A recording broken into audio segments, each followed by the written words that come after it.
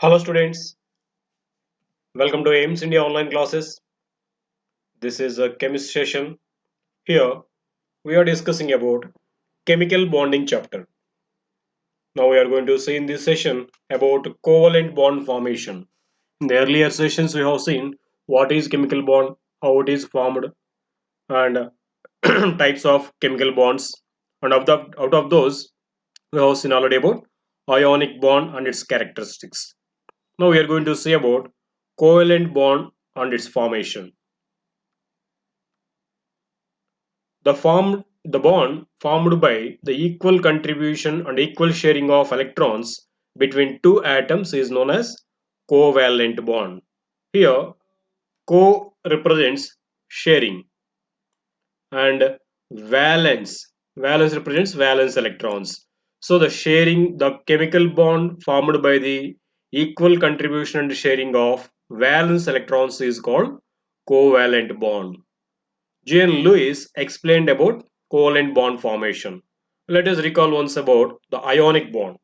What did we say about ion bond? The chemical bond formed by the transfer of electrons, one or more electrons between the atoms, is called electrovalent bond or ionic bond. There will be complete transfer of electrons, one or more electrons from one atom to another atom, and hence there one positive ion and negative ion will be formed. So in that way, between those two oppositely charged ions, attraction occurs that we call as ionic bond. But here differently, elements they don't lose electrons and they won't gain electrons, just they will share the electrons mutually. Then the bond formed is called covalent bond. The chemical bond formed by the sharing of valence electrons between the atoms is called covalent bond. This was explained by Jean Lewis. Since the formation of a covalent bond results in the formation of a molecule, it is also called molecular bond. Yes, here by the covalent bond formation between the atoms there occurs a bond between fixed atoms, and hence we can say this is also a molecular bond. Covalent bond is also called molecular bond. Whereas in the ionic bond case, there is no linkage between the atoms. There is no formation of molecules. There occurs just the attractions between the oppositely charged ions from all the surroundings, from all the directions. Okay. So there, that is why the ionic compounds occur as crystals, solid crystals. Whereas covalent bond occurring in between particularly two atoms, and hence it results in the formation of molecules. So that is why it is called molecular bond. On sharing electrons, both the combining atoms get an inert gas configuration which gives stability to the compound formed. So by sharing of electrons like this between the atoms, both the atoms will get the nearest inert gas configuration, and hence the atoms will get stability and thus the compound is formed. Okay. When is a bond formed between the two atoms is being covalent? We told when atoms they transfer electrons, ionic bond is formed. And when the covalent bond is formed, which kind of atoms they form covalent bond? When non-metallic atoms come together, the tendency to donate or accept the electrons is not possible due to less electronegativity difference. Yes, when two non-metallic atoms they come together, we know non-metallic elements generally they will be having greater electronegativity. All the atoms will be ready to accept electrons. But when you bring two non-metallic atoms together, what happens? Both will be ready to accept electrons only. No one is ready to donate electrons because both will be having greater electronegativity, and the difference between the electronegativity of these atoms will be somewhat less. Hence, there is no tendency of either donating or accepting electrons. Both will be ready to gain the electrons only. Thus, in order to acquire stable configuration, that is, without losing and gaining electrons, without losing and gaining electrons to acquire the stable electronic configuration of nearest noble gas. Sharing of electrons takes place between the two atoms, resulting in the formation of a covalent bond. Okay, in that way, two non-metallic atoms, when they approach each other, non-metallic atoms, they won't be ready to lose electrons generally because of high electronegativity. And when both are non-metals, hence no transfer of electrons occur. So when these two approach, they share their valence electrons mutually, and hence both atoms will try to acquire nearest noble gas configuration, and thus a covalent bond is formed between them by sharing electrons. Generally, if the electronegativity difference between the two nonmetals is less than 1.7, then a covalent bond is formed between them due to their combination. Yes, if the electronegativity difference, if it is greater than 1.7, if the difference is greater, then one atom will lose electrons, the other atom will gain those electrons, and hence ionic bond will be formed. If the electronegativity difference between those two atoms, if it is less than 1.7, if it is less than 1.7, means the electronegativity difference is less, both are having greater electronegativity, then no atom will lose or gain electrons. Both will mutually share electrons, and hence they result in the formation of a covalent bond. Okay. For example, as the electronegativity difference between two hydrogen atoms in hydrogen molecule is zero. If you say two hydrogen atoms, we know both are hydrogen atoms, both will be having same electronegativity, isn't it? Because both are same kind of atoms. Then what will be the difference between the electronegativities of these two atoms? Zero, isn't it? Because both have same. There is no difference at all. Therefore, the transfer of electron is not possible. If both are having a difference of 1.7 or greater, then there is a possibility to transfer electrons. One atom which is having lower electronegativity will lose electron, and the one which is having greater electronegativity will accept that electron. But if the electronegativity difference is less, and in the case of hydrogen it is completely zero, isn't it? Both are having same electronegativity. So the difference between the electronegativities of these two atoms is zero. Then there is no question of either losing or gaining electrons.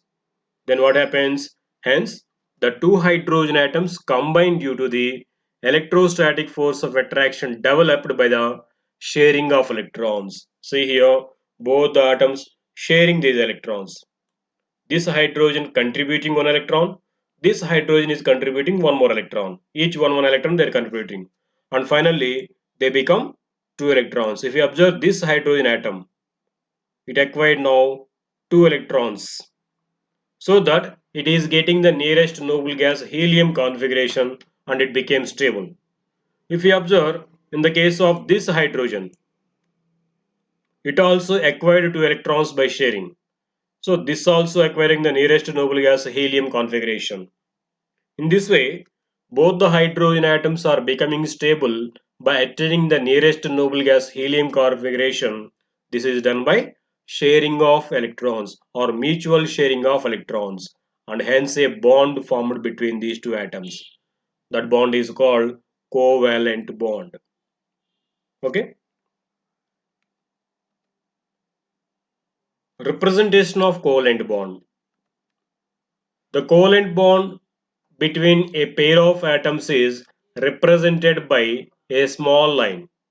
Generally, in writing the representation of the chemical bonds, just between the symbols of those two atoms, a small line like hyphen is mentioned that represents the covalent bond between those atoms. For example, if you see hydrogen molecule, H2 molecule can be represented as HH. So here this line represents covalent bond between these two hydrogen atoms. Okay. Now let us see here what is meant by covalency. Valency means we know the combining capacity of an element. Covalency means the number of electrons shared by an element in the molecule formation or in the formation of covalent bond is called covalency. Let us see the definition. The number of electron pairs shared between two atoms of the same element or different elements during the formation of a molecule is known as covalency. The number of electron pairs shared between two atoms. Okay, electron pair in the sense set of two electrons. If you see hydrogen molecule here, we know each hydrogen is contributing one electron for sharing, isn't it?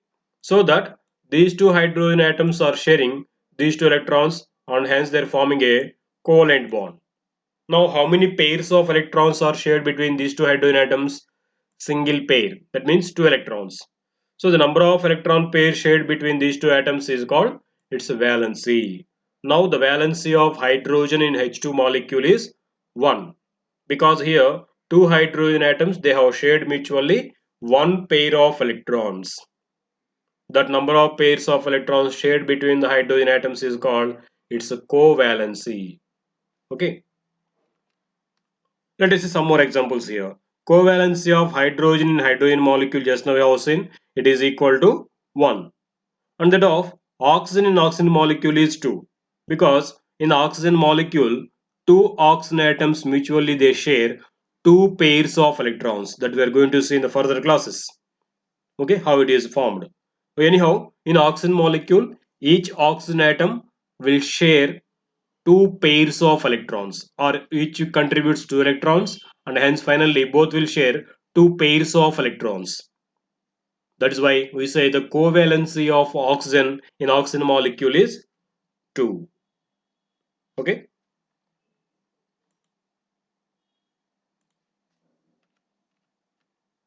conditions favorable for formation of covalent bond. Let us see here what are the conditions under which conditions a covalent bond is formed easily. Let us see here. Covalent bonding is all about sharing of electrons. The ideal conditions necessary for atoms to share electrons are, one among them is atom should be of small size. Yes, it is one of the conditions because atoms should share the electrons. So if they have smaller size, they can strongly share the pair of electrons between them. If they have bigger size, they may get the tendency of losing electrons. So ionic character increases for them if the size is more. So if both the atoms are having smaller size, then easily they can form covalent bond. Okay. Next property to be there is they should have high electronegativity and ionization potential. Yes, if both the atoms participating in the covalent bond formation, if they have high electronegativity and ionization potential, then they form easily covalent bond and strong covalent bond will be found between them. Okay. And even the electronegativity and the ionization potential of the combining atom should be almost the same. If they have almost the same ionization potential and electronegativity, both are comparatively, they both have same electronegativity. Then what happens? Both the atoms will contribute the electrons equally. Then they form covalent bond very easily. If one is having greater electronegativity, what happens? That will try to take the electrons instead of sharing. That will try to take the electron from other atoms. If both are having almost same electronegativity, what happens? Then they will share the electrons, and hence they result in the formation of covalent bond. So these are the favorable conditions for the formation of a covalent bond.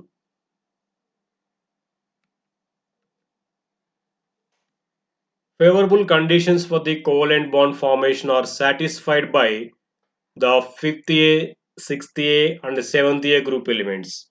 Yes, what we said, the elements should have the smaller size, the atom should have smaller size to form the covalent bond. Yes, it is there for these elements because we know in a period in the modern periodic table from left to right size gradually decreases. So the right side elements in the periodic table are having smaller size. These are the right side elements, 5th, 6th and 7th group elements. Isn't it? Nicogens, chalcogens and halogens. These easily form covalent bonds.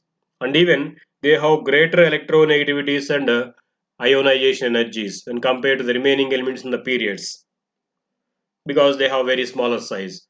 and hence these elements have greater tendency to form covalent bonds.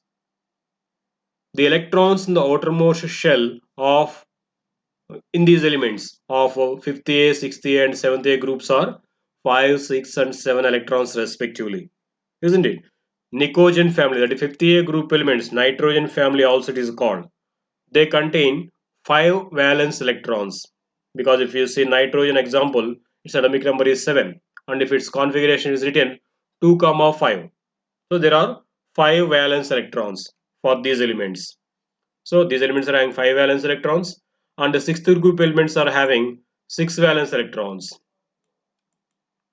and the seventh group elements are having 7 valence electrons. For example, if you see fluorine 2 comma 7, there are 7 valence electrons.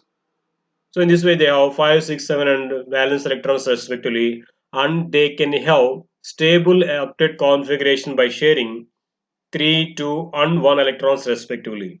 If you observe for fifth group elements, how many valence electrons are there? 5 are there. Still, how many electrons are needed for this to become stable? 3 more electrons. That's why these 50A group elements will be ready to share 3 electrons with other element. Okay, if we see for sixth group elements, the number of valence electrons is 6. Then, how many electrons are needed still to become stable? 2 more electrons. If it gets 2 more electrons, it will get the octet configuration and hence it becomes stable. That is why these 60A group elements will be very ready to share 2 electrons with other elements. Similarly, if you observe seventh group elements are having 7 valence electrons. How many electrons are needed for them to become stable still? 1 more electron. So these 7th A group elements, when they combine with other atoms, they will contribute 1 electron for covalent bond formation. Okay, in that way, the molecules formed among the elements of 50A, 60A and 70A group elements are mostly covalent molecules. Okay, let us see some examples of these 5th, 6th and 7th A group element molecules. If it is sulfur dioxide, these are of 6th group elements. PCl3, phosphorus is a 5th A group element, chlorine is 7th A group element. For phosphorus bromide, sulfur fluoride, we can sulfur hexafluoride, sulfur chloride, iodine fluoride, oxygen, nitrogen, fluorine. If you observe, these all are non-metals of 5th, 6th and 7th A group elements. So this mostly they form covalent bonds. When they combine themselves, they form covalent bonds, because these all elements are having smaller size, greater electronegativity, greater ionization energy. So they will tend to share the electrons always when they come with the similar kind of atoms. Now let us see some examples for the molecules having covalent bond. See first example, formation of chlorine molecule. Chlorine atom has 7 electrons in the valence shell, isn't it? We know chlorine atomic number is 17 and its configuration will be 2, 8, 7. There are 7 valence electrons, isn't it? So in the formation of chlorine molecule, each chlorine atom contributes 1 electron and then the pair of electrons is shared between the 2 atoms. So both the atoms acquire octet configuration of nearby noble gas argon. If we say this is one chlorine atom, how many valence electrons are there? 7 valence electrons are there, because here in the configuration the last shell there are 7 electrons. These are called valence electrons. So if there are valence electrons number is 8, that atom will be stable. But for here chlorine there are only 7 electrons. It requires one more electron. If you observe, for this chlorine, valence electrons are represented with the crosses. For this they are represented with dots. But both represents valence electrons only, no difference. Just to give the clarity, as these electrons are of this chlorine and these electrons of this chlorine, to show the difference. So for one atom they are shown with the dots and for other atom they are shown with the crosses. So when these two chlorine atoms approach each other, this chlorine atom will contribute one electron and this chlorine will contribute one more electron, and hence they share this pair of electrons. Now if you observe for this chlorine atom, how many electrons are there in the valence shell? Already there are 7 electrons. It is shared one more new electron. Now it became 8. By this getting 8 electrons, this chlorine acquired the nearest noble gas argon configuration. In the similar way, this chlorine also, if you observe, already there are 7 valence electrons and it acquired one more electron by sharing. Now it also getting 8 valence electrons. Thus, a covalent bond is formed between these two atoms by sharing of a pair of electrons. Can we say now the valency or covalency of chlorine here? How many pairs of electrons are shared? 1. So the covalency of chlorine in this molecule also will be 1. Same chlorine molecule can be represented even like this also. Cl and hyphen Cl. This hyphen represents the covalent bond between two chlorine atoms. Okay, let us see next one more example. Formation of HCl molecule. Both hydrogen and chlorine contribute one electron each, and then the pair of electrons is equally shared between hydrogen and chlorine. So hydrogen acquires the configuration of helium and chlorine acquires the configuration of argon. If you see here, hydrogen has only one valence electron. It requires one more electron to become stable like the nearest noble gas helium. What about chlorine? It has 7 electrons, so it also will acquire the stable configuration by gaining one more electron. So when these two atoms approach each other, they'll share a pair of electrons between them, and hence hydrogen will get helium configuration, chlorine gets argon configuration. Thus both the atoms become stable and a covalent bond is formed between them. Okay, same HCl molecule can be represented like this also, HCl. Let us see one more example. Formation of water molecule. We know oxygen atom has 6 valence electrons because atomic number of oxygen is 8 and its configuration is 2, 6. So as it has 6 valence electrons, it can achieve the configuration of neon by sharing two electrons with other atoms, and one with each hydrogen atom. Okay, it is ready to share 2 electrons and hence it will get extra 2 electrons in sharing, so that it becomes stable like nearby noble gas neon. So oxygen will share 1 electron each with one hydrogen. So in this way, oxygen has 6 valence electrons, each hydrogen has single electron. So when they approach each other, 1 electron of oxygen is shared with one hydrogen, one more electron is shared with one more hydrogen. Thus, oxygen is getting octet configuration of neon, each hydrogen is getting helium configuration. Observe it? In that way, two covalent bonds are formed, one with each hydrogen. This also can be represented like this. It is called H2O or formation of water. Okay, let us see one more example. Formation of methane molecule. You know, methane molecule means its molecular formula is CH4. Okay, it is called methane. Anyhow, here the central atom is carbon. Carbon has 4 valence electrons, isn't it? Because its atomic number is 6 and its configuration will be 2, 6. Sorry, 2, 4. There are 4 valence electrons in the valence shell. It can achieve stable configuration of neon by sharing 4 electrons with 4 hydrogen atoms, one with each hydrogen. So each hydrogen atom acquires helium configuration. At the same time, carbon will get nearest noble gas neon configuration. See the picture here, you can understand. See, carbon has 4 valence electrons and it is shared each valence 1 electron with one hydrogen atom. By that, carbon achieved octet configuration of the nearest noble gas neon. At the same time, each hydrogen achieved the helium configuration so that all the atoms became stable. Thus, 4 covalent bonds are formed between carbon and 4 hydrogen atoms. Okay, this also can be represented like this structurally. So, this is about a covalent bond formation. So a covalent bond is the bond formed by the mutual sharing of electrons between the atoms. Okay. Thank you for watching our video. Please subscribe our YouTube channel Aims Today and visit our website aimstoday.in for latest updates and recorded videos.